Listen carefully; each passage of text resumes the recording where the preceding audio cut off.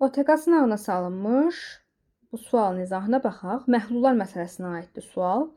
80 qram 30% şəkər məhluluna nə qədər su əlavə eləmək lazımdır ki, 25% şəkər məhlulu alınsın. Gəlin əvvəlcə 80-in 30%-ni tapaq. Bunu tapmaqla biz nəyi tapmış olacağıq? Məhlulun içərisindəki şəkərin miqdarını.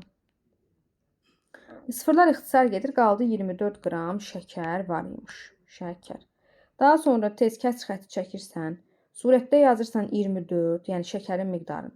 Məxrəcdə ümumi məhlulu. Məhlula su əlavə eləyəndə yalnız ümumi məhlulun miqdarı artdığına görə məxrəcə x əlavə edirsən və vurursan 100%-ə bərabər eləyirsən 25%-ə. Daha sonra yazırsan 24 bölünsün 80 üstəgəl x bərabər 25-i bölürsən 100-ə. İxtisar aparırsan, burada qalır 4də 1 və çarpaz vururuq indi. 80 üstəgəl x bərabər 24 vurulsun 4 və 80 üstəgəl x bərabər 96. X-i tapanda da 96-dan 80-i çıxacaq. Düzgün cavab 16 olacaq.